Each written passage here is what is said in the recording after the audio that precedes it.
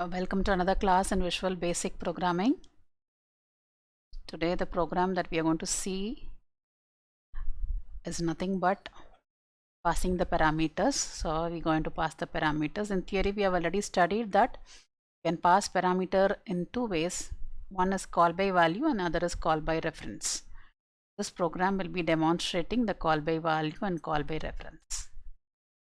Okay, so the program we have actually taken is a very simple swap function program which we have done in C++. Okay, we have studied that, you know the concept already.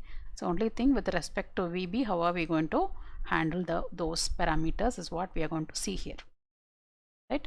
So what are we going to have here? First we are going to have a value A and we are going to give a value B. So then we are going to use swap function to swap the values of A and B, so that when I click this button, the value of A and B are going to be swapped. But what we are interested is, so when I do it in two different ways, what happens to the actual value is what we are interested in. Okay. The first method which I am going to use is called call by value, wherein a copy of your original value will be created. There is going to be an actual parameter, actual value that is going to be copied into your formal parameter. Right. So then what happens to the actual value is what we are interested in seeing. Similarly, the second method we are going to use is called call by reference. Okay, here again we are going to use the same swap function. Only thing is we are going to use the method call by reference, and we are also going to see what happens to the actual values. Okay, so in theoretically we have already seen that call by value will not alter the original value, will not alter the actual value. It only alters the parameters which are formal parameters, just passing parameter. That is the only parameter which is going to be altered. Wherein in case of call by reference, so it is going to actually create a reference. So the formal parameter is going to create a reference to the actual parameter, wherein the actual parameter also gets altered once you swap. So that is what we are going to see in this particular program. Let's get into the program. Let me execute the program first. Okay, so we give you two values, say 100 for A, 200 for B, right? So what I want now, I want to swap these two values. My actual parameters here are A and B. Let me assume that my formal parameters be X and Y. I wanted to swap these two. Let's see if the swapping is happening. That is number one. After the swapping, what happens to the actual value is what we are going to see. So case one, call by value, right? So call by value, it should create a copy, so it should not alter the actual parameter. Let us see. Yeah, first swap function is executing, so the swapped values. So I told you the formal parameters here are X and Y. So it is swapped now. Yeah, it has swapped successfully. So X has become 200 and Y has become 100. Swapping has happened. But what happened to the actual value? Let us see. The actual values remains to be 100 and 200 only. There is no change in the actual value. Yes, because call by value is going to create copy of the actual values. There is no change in the actual value. Same inputs. In case of call by reference, what happens? There is a reference created, which means it will end up altering the actual values also. So when I click on call by reference, yeah, the swapping function is successful. It definitely swaps. X is 200 and Y becomes 100. The swapping has actually happened. After the swapping, the actual values also are swapped because the formal parameter is referring to the actual parameter. Change will reflect in the actual parameter. Okay, so this is program is just a proof that this is what happens, right? So what I write in call by value and what I write in call by reference. So in call by value, definitely I should use the keyword by val. In call by reference, I have to use the keyword by ref. So that is the only difference. Let us get into the program. Okay. So there are two functions written. One function is called swap by value. The other function is called swap by reference. The contents of both the functions are the same. It is the same program written inside both the functions, right? So though the same program is written in both these inside these functions, so swapping happens in both the functions. It is similar, right? There is no difference, but what happens is whether the original value is getting changed or not is the question. So in byval, when you are using the keyword byval to the passing parameters, right, the actual value will not be altered or it will not get disturbed. When you are using the keyword byref or in your function for the passing parameter, if you're going to use the keyword byref, then the actual values are altered.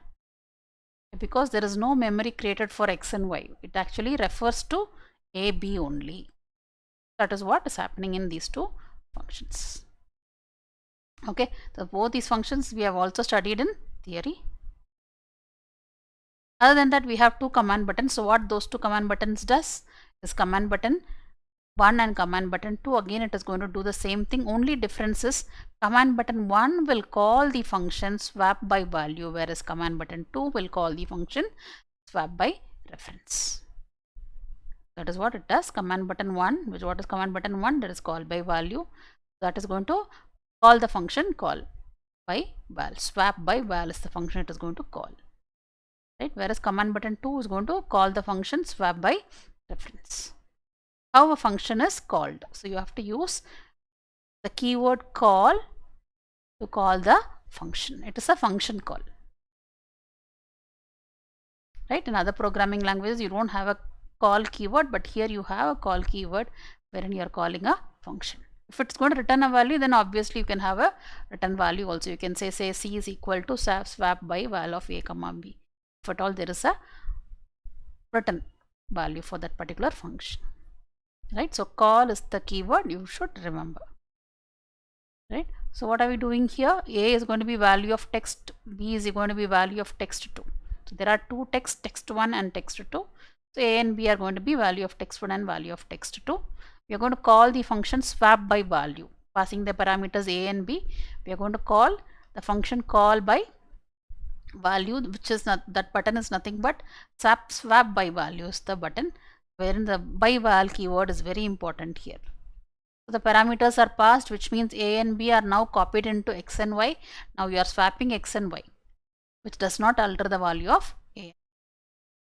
Okay, so you're going to just have them swapped, then you're having a message box. The swap values are x is equal to, here ampersand is used for concatenation of strings, doesn't mean any address.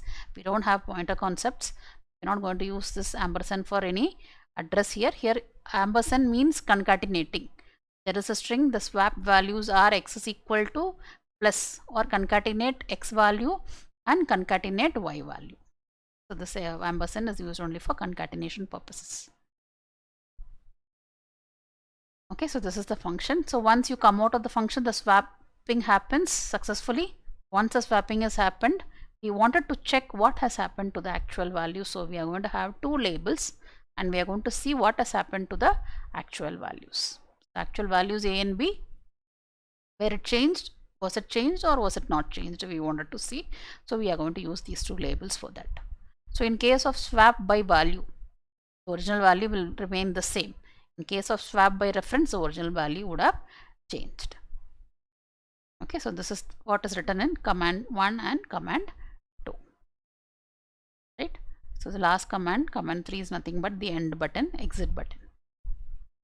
Okay, I told you any function has to have a call keyword to be called. The function, you call the function using this call keyword. So that is one thing which is new to you. You are only learning it now in this through this program. The second one, right? Public sub swap by val. How do I create a function? So you can type it directly. Okay, I can type public sub swap by value. I can type it, or else if I wanted to create a new function, there is also a method for doing it. You can say add procedure. Click on tools and click on add procedure. Let us say my new function is swap. Okay, is it a subroutine or a property function? These are the 4 types of functions which we are going to study. We have not yet covered that topic. So there are 4 types. It can be a subroutine, a function, or a property, or a event. It can be any one of these procedures, right? And the scope obviously can be public and private. So if I say public and swap, so this is what I get. So there will be a procedure created, public sub swap. So in here, if you want any parameters, you can add parameters inside this parenthesis. This is how you create a procedure, or you can directly type it, right? And how do I call a function? You have to call a function using call. Okay, let me execute the program again for you. First value of A is 100, value of B is, let's say, 200. By call by value, yes, swapping has happened, but the actual values remains the same, right? So what happens in call by reference? Swapping has happened, but the actual values are changed or altered. As per the swap function, they are also altered. This is just a demonstration of call by value and call by reference. Hope you understand the program. Thank you.